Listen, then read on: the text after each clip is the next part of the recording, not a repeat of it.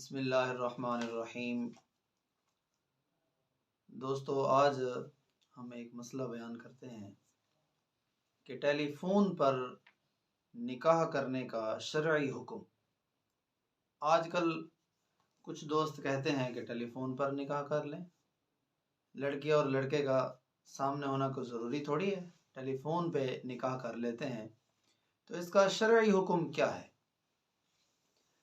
ٹیلی phone کے ذریعے نکاح درست نہیں، کیونکہ نکاح میں ضروری ہے کہ دو گواہوں کے روبرو ایجاب و قبول کیا جائے۔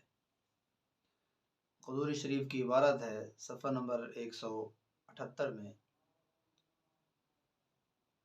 کہ دو آزاد عاقل بالغ مسلمان گواہوں یا ایک مرد اور دو عورتیں ان کی گواہی کے بغیر مسلمان مرد اور عورت کا نکاح نہیں ہوتا۔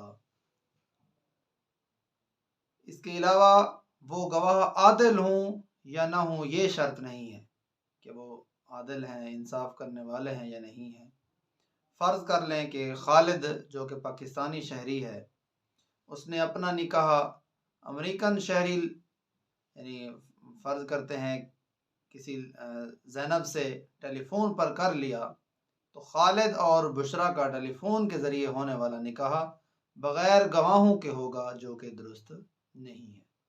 سرکار دو عالم صلی اللہ علیہ وآلہ وبارک وسلم کی حدیث مبارکہ ہے، حضرت ابن عباس رضی اللہ تعالی عنہ سے مروی ہے کہ سرکار دو عالم صلی اللہ علیہ وآلہ وبارک وسلم نے ارشاد فرمایا کہ جو بغیر گواہوں کے عورت نکاح کرتی ہے، اس بارے میں آپ نے فرمایا کہ بدکار عورتیں وہ ہیں جو اپنا نکاح بغیر گواہوں کے کرتی ہیں۔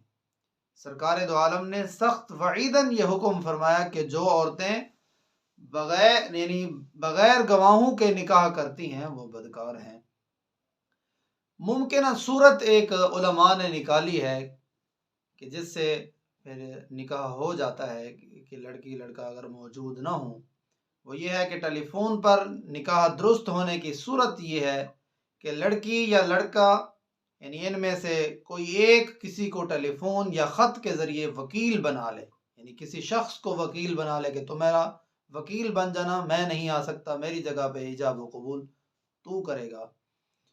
تو وکیل اپنے موکل کی جگہ گواہوں کے سامنے قبول کرے، جیسا کہ مبسوط میں ہے کہ غائب شخص اگر حاضر کو وکیل بنا لے اور وہ وکیل لڑکی کا نکاح اپنے موکل سے کرا دے تو درست ہوگا، اس صورت میں درست ہے، ورنہ ٹیلی فون پر لڑکے اور لڑکی کا ایجاب و قبول کرنا یہ درست نہیں ہے۔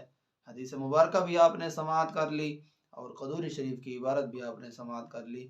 میں ایک بار پھر دہراتا ہوں کہ سرکار دو عالم صلی اللہ علیہ وآلہ وبارک وسلم کا ارشاد ہے، جس کے راوی حضرت ابن عباس رضی اللہ تعالی عنہما ہیں، کہ سرکار دو عالم نے فرمایا کہ بدکار عورتیں وہ ہیں جو اپنا نکاح بغیر گواہوں کے کرتی ہیں۔ خالق کی بارگاہ میں دعا ہے کہ ہمیں عمل کی توفیق عطا فرمائے۔